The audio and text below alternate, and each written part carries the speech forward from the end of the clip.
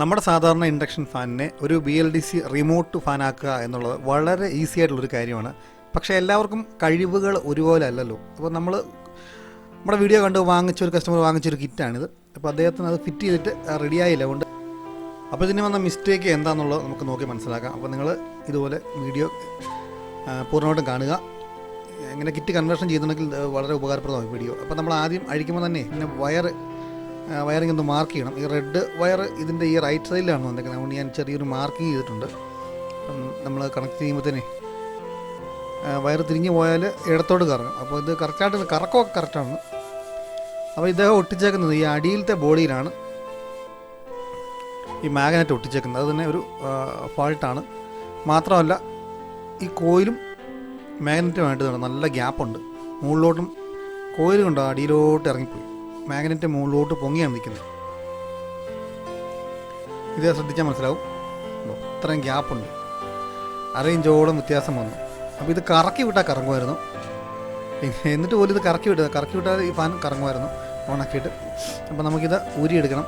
ഊരിയെടുക്കുമ്പോൾ നിങ്ങൾ ഇങ്ങനെ ടൈറ്റ് ഉണ്ടെങ്കിൽ ഇങ്ങനെ ബെയറിങ് ഇങ്ങനെ ടൈറ്റ് ഉണ്ടെങ്കിൽ ഈ ഷാഫ്റ്റ് ഊരിപ്പോകാൻ ടൈറ്റ് ഉണ്ടെങ്കിൽ ഒരു ചെറിയ കമ്പിക്കേഷൻ എടുക്കുക. എന്നിട്ട് ഇതിനിടയ്ക്കൂടെ ആ ബെയറിങ്ങിൻ്റെ മുകളിലോട്ട് ഒരു ചെറിയൊരു മരക്കട്ട ഉപയോഗിച്ച് ഇങ്ങനെ ചെറുതായിട്ട് ഒന്ന് തട്ടിക്കൊടുത്താൽ ഊരി പോകുന്നു. അതൊക്കെ വളരെ സിമ്പിളാണ് കേട്ടോ. അപ്പോൾ ഒത്തിരി ആൾക്കാർ ചോദിക്കുന്നുണ്ട് ഇങ്ങനെ ഈ ഷാഫ്റ്റ് കുടുങ്ങിപ്പോയി ഊരി വരാൻ മാർഗ്ഗമില്ല എന്നാണ്. അപ്പോൾ അതൊക്കെ ഒന്ന് കണ്ട് മനസ്സിലാക്കി വെച്ചു കേട്ടോ. അപ്പോൾ നമുക്ക് ഈ നമ്മുടെ മാഗ്നറ്റ് മുകളിലത്തെ ബോഡിയിൽ ഒട്ടിക്കണം. നേരത്തെ ഇത് ഒട്ടിച്ചിരുന്ന താഴത്തെ ബോഡിയിലാണ്. അപ്പോൾ ഒന്ന് സീറ്റാക്കാൻ വേണ്ടി ഞാൻ അരത്തിലാണ് ഉരയ്ക്കുന്നത്. ചെറുതായിട്ടൊന്ന് നമ്മുടെ ഓരോ ഫാനിൻ്റെ ബോഡിക്ക് ഓരോ അളവായിരിക്കും. അപ്പോൾ അതനുസരിച്ച് നമുക്കിത് ഉരച്ച് സീറ്റാക്കണം. എത്രയാണോ ഉരയേണ്ടത് അതനുസരിച്ച് നമ്മൾ ഉരച്ച് സീറ്റാക്കണം. പിന്നെ നമ്മൾ വയറിങ് കയറ്റിയിടുമ്പോൾ കണ്ടമാനം ടൈറ്റ് ഉണ്ടെങ്കിൽ ഒരു 120 പേപ്പറിൻ്റെ ഒരു കഷ്ണം ഉണ്ടെങ്കിൽ അതുപോലെ ചെറിയ ഒരു കഷ്ണം കീറിയെടുക്കുക. എന്നിട്ട് ചെറുതായിട്ടൊന്ന് കറക്കി വിട്ടാൽ മതി. ബെയറിങ് ടൈറ്റ് ഉണ്ടെങ്കിൽ ചില ഷാഫ്റ്റ് ബെയറിങ് കയറാൻ ടൈറ്റ് ആയിരിക്കും. അപ്പോൾ ഇതുപോലെ ഒന്ന് ഉരച്ച് വിട്ട് കഴിഞ്ഞാൽ വളരെ ഈസിയായിട്ട് ഈ ഷാഫ്റ്റ് അങ്ങ് കയറിക്കോളും. അടുത്തായിട്ട് നമ്മൾ മാഗ്നറ്റ് ഒട്ടിക്കുന്നതിന് മുന്നായിട്ട് ഇതുണ്ട് ഇങ്ങനെ ഈ രണ്ട് ബോർഡ് തമ്മിൽ നമ്മുടെ ഷാഫ്റ്റെല്ലാം കയറ്റിയിട്ട് ഈ രണ്ട് ബോർഡ് തമ്മിൽ അടയുമെന്ന് നോക്കണം. ഇങ്ങനെ നല്ല സീറ്റായിട്ട് അടയുമെന്ന് നമ്മൾ നോക്കണം. ഇതിപ്പോൾ പൂർണ്ണമായിട്ട് അടഞ്ഞിട്ടുണ്ട്. അതായത് താഴത്തെ ആ ബെയറിങ്ങിലേക്ക് ഷാഫ്റ്റ് കയറാൻ എന്തെങ്കിലും ടൈറ്റ് ഉണ്ടെങ്കിൽ ഇതിങ്ങനെ അടയാൻ പ്രയാസം. നമ്മൾ മാഗ്നറ്റ് ഒട്ടിച്ചിട്ടൊന്നുമില്ല കേട്ടോ. എന്നിട്ട് ഇതെല്ലാം കറക്റ്റ് ചെയ്യുന്നുണ്ട്. ഇപ്പോൾ നല്ല ഫ്രീ ആയിട്ട് കറങ്ങുന്നുണ്ട്. രണ്ട് ബെയറിങ് കറക്റ്റായിട്ട് കൊണ്ടിട്ടുണ്ട്. നല്ല ഫ്രീ ആയിട്ടാണ് കറങ്ങുന്നത്.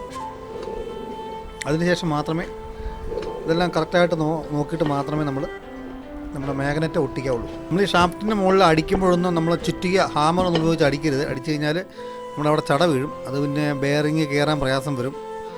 അപ്പോൾ നമ്മൾ ഷാഫ്റ്റിൻ്റെ മുകളിലൊക്കെ അടിക്കുമ്പോൾ ഈ വയർ ഈ 3 വയറുകൾ ഈ സൈഡിലോട്ട് ഒതുക്കി മാറ്റി വെച്ചിട്ട് അതിനൊക്കെ മുകളിൽ അടിക്കാവുള്ളൂ. അല്ലെങ്കിൽ വയർ കട്ടായി പോകാനുള്ള സാധ്യതയുണ്ട്. അതൊക്കെ ശ്രദ്ധിച്ചോണം.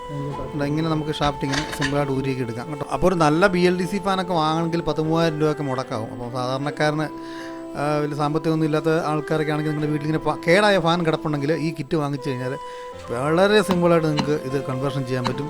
കറണ്ട് ചാർജ് എന്ന് പറഞ്ഞാൽ നല്ല രീതിയിൽ കുറയും. ഒരു 3 ഫാനൊക്കെ നിങ്ങൾ വീട്ടിലേക്ക് 3 ഫാനൊക്കെ ഇതുപോലെ മാറ്റി കഴിഞ്ഞാലുള്ളൂ നല്ല രീതിയിൽ പകുതി കറണ്ട് ചാർജ് ആകുമെന്ന് ഞാൻ ഉറപ്പ് തരുന്നുണ്ട്. അത് എൻ്റെ അനുഭവത്തിൽ നിന്നാണ് ഞാൻ പറയുന്നത് കേട്ടോ. നമ്മുടെ പഴയ മോഡൽ ഫാനേ അത് ഒരെണ്ണം കറങ്ങുന്ന കറണ്ട് കൊണ്ട് ഇത് 4 വർക്ക് ചെയ്യും. മൊത്തം അത്ര വ്യത്യാസമാണ് വന്നിരിക്കുന്നത്. മാത്രമല്ല ഇതിൽ ആ സ്മാർട്ട് മോഡ് ഒക്കെ ഒരുപാട് ഓപ്ഷൻസൊക്കെ ഉള്ള റിമോട്ടാണ് ഇതിൻ്റെ കൂടുതൽ കിറ്റിൻ്റെ കൂടുതൽ വന്നിരിക്കുന്നത്.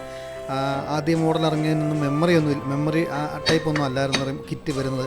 ഇതെന്ന് പറഞ്ഞാൽ നമ്മൾ 5 സ്പീഡ് ഇടുന്നെങ്കിൽ അത് എത്ര കാലം കഴിഞ്ഞാലും ആ റിമോട്ട് ബാറ്ററി ഊരിയോടെ മാറ്റി വെച്ചാൽ 5 തന്നെ സ്പീഡ് കിടക്കും. അത് ഓണാക്കിയാലും ഓഫാക്കിയാലും ഒന്നും ആ ഒരു ടൈം അത് മാറിപ്പോകത്തില്ല. അങ്ങനെ ഒരു നല്ല ഓപ്ഷൻസ് ഉണ്ട് റിമോട്ടിനാണെങ്കിലും. പിന്നെ സ്മാർട്ട് മോഡ് ഒക്കെ ഉണ്ട്. ടൈമറുണ്ട്. 1 മുതൽ 8 വരെ സ്പീഡൊക്കെ നമുക്ക് സെറ്റ് ചെയ്ത് വയ്ക്കാം. ഇപ്പം കുട്ടികളൊക്കെ കിടക്കുന്ന റൂമിലൊക്കെ ആണെങ്കിൽ നമുക്ക് 2 മണിക്കൂർ 3 മണിക്കൂറിലൊക്കെ ടൈമർ ഇട്ട് വെച്ച് കഴിഞ്ഞാൽ ഓട്ടോമാറ്റിക്കായിട്ട് ഫാൻ ഓഫ് ആയിക്കോളും. അങ്ങനെയുള്ള ഒരുപാട് ഗുണങ്ങളുള്ള ഒരു BLDC കിറ്റാണിത്. വളരെ സിമ്പിളായിട്ട് നിങ്ങൾക്ക് കയറ്റാൻ പറ്റും. എല്ലാവിധ ടെക്നിക്കൽ സപ്പോർട്ടും തരുന്നുണ്ട്. വാറണ്ടിയും ഉണ്ട്. അതുകൊണ്ട് പേടിക്കേണ്ട കാര്യമില്ല. അപ്പോൾ നമ്മളെ മാഗ്നറ്റ് ഒട്ടിക്കാൻ പോകണം. അതിന് മുന്നായിട്ട് കാണിക്കുന്ന ഒരു പ്രധാന സംഭവമാണ്. ഇത് പ്രത്യേകം ശ്രദ്ധിച്ചോണം കേട്ടോ. ഇതിപ്പോൾ ഞാൻ ഒട്ടിക്കുന്നതിന് മുന്നായിട്ട് ഈ കോയിലിനും മാഗ്നറ്റിനും ഇടയ്ക്കായിട്ട് ചെറിയൊരു ഗ്യാപ്പുണ്ട്. ആ ഗ്യാപ്പ് നമ്മൾ കറക്റ്റ് ചെയ്യണം. അല്ലെങ്കിൽ നമ്മുടെ കോയിൽ നമ്മൾ ഒട്ടിച്ച് കഴിഞ്ഞാൽ പിന്നെ അത് കയറി സൈഡിൽ കയറി കറങ്ങുമ്പോൾ ഒരയും.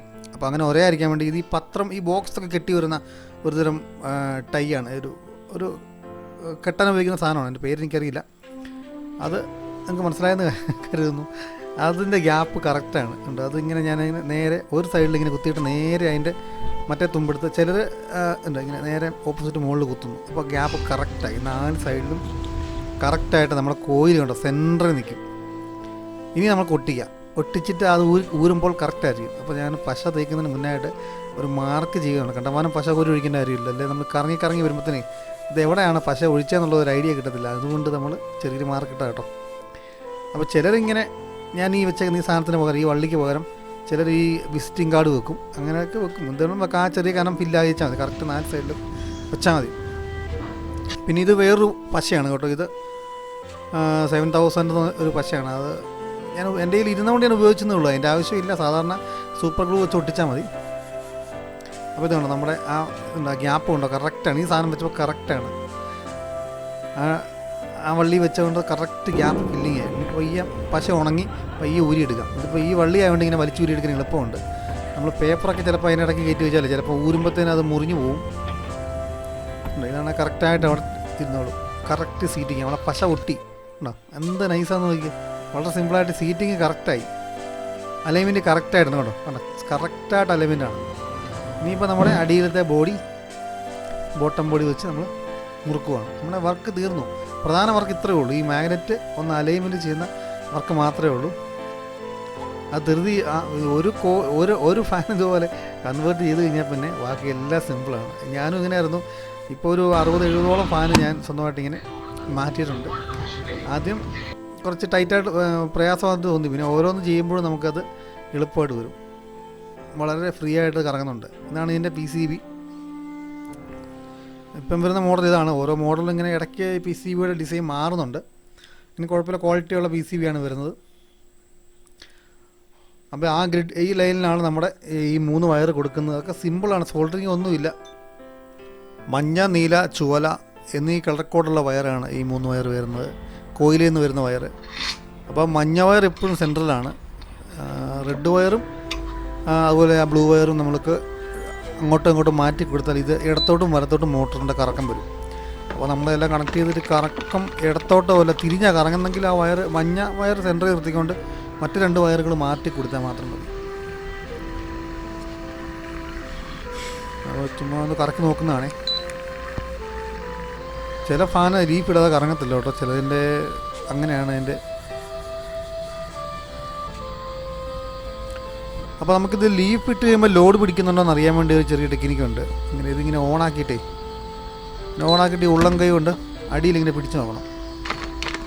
ഇങ്ങനെയുണ്ട്. വലത് കൈ ഫാൻ ഇങ്ങനെ പിടിച്ചിട്ട് ഇടത് കൈ കൊണ്ട് ഇങ്ങനെ മോട്ടറിൻ്റെ അടിയിൽ നമ്മളിങ്ങനെ പിടിക്കുമ്പോൾ ഇത് കൊണ്ടോ ലോഡ് പിടിക്കുന്നുണ്ട്. മോട്ടർ എടുത്ത് മാറുന്നുണ്ടോ കേട്ടോ, കീറി കറങ്ങുന്നുണ്ടോ. അല്ലെങ്കിൽ ഇത് അന്നേരം കീക്കിന്ന് 2 ബസറടിച്ചിട്ട് നിന്ന് പോകും. അലൈൻമെൻറ്റ് കറക്റ്റ് അല്ലെങ്കിൽ കീക്കി 2 ബസറടിച്ചിട്ട് അത് കട്ടായിട്ട് അവിടെ നിൽക്കും. ലോഡ് പിടിക്കുകയില്ല. ഇതിപ്പോൾ ലീഫ് ഇട്ട് കൊടുത്താൽ ഓക്കെയാണ് വർക്ക് ചെയ്യുക. അപ്പോൾ ഇങ്ങനെയൊക്കെ കൊടുക്കുമ്പോൾ വളരെ ശ്രദ്ധിക്കണം. അത് ഇൻസുലേഷൻ്റെ ഇപ്പോൾ എല്ലാം കൊടുത്ത് നല്ല രീതിക്ക് കറണ്ട് പാസ് ചെയ്യുന്ന ഇതാണ്. അതൊക്കെ ശ്രദ്ധിക്കണം കേട്ടോ. ഫാൻ്റെ വർക്കെല്ലാം തീർന്നിരിക്കുകയാണ്. ഇതിൻ്റെ കനോപ്പി ഒന്നും വെച്ചിട്ടില്ല കേട്ടോ. ചുമ്മാ ടെസ്റ്റ് ചെയ്യാൻ വേണ്ടി താൽക്കാലികമായിട്ട് കൊടുത്തേക്കുന്നതാണ്. അപ്പോൾ ഇങ്ങനെ നിങ്ങൾ ഔട്ട്ഡോറിൽ വെച്ച് ഇതുപോലെയെല്ലാം ടെസ്റ്റ് ചെയ്ത് നോക്കിയിട്ട് മാത്രം നിങ്ങളുടെ റൂമിൽ കൊണ്ട് ഫിറ്റ് ചെയ്താൽ മതി. പിന്നെ അത് പ്രയാസമാകും. ഫാൻ തിരിഞ്ഞ് കറങ്ങുകയൊക്കെ ചെയ്ത് കഴിഞ്ഞാൽ പിന്നെ അഴിച്ച് താഴെ ഇറക്കണം. അപ്പോൾ ഇവിടെ നമ്മൾ വെളിയിൽ വെച്ച് എല്ലാം കറക്റ്റ് ചെയ്തിട്ട് മാത്രം റൂമിലോട്ട് കൊണ്ടുപോയി ഫാൻ സെറ്റ് ചെയ്യുക. അപ്പോൾ കൺവേർഷൻ കിറ്റ് ആവശ്യമുള്ളവർ വാട്സപ്പ് നമ്പർ കോൺടാക്റ്റ് ചെയ്യുക, അയച്ചു തരാം. അപ്പോൾ ഓക്കെ.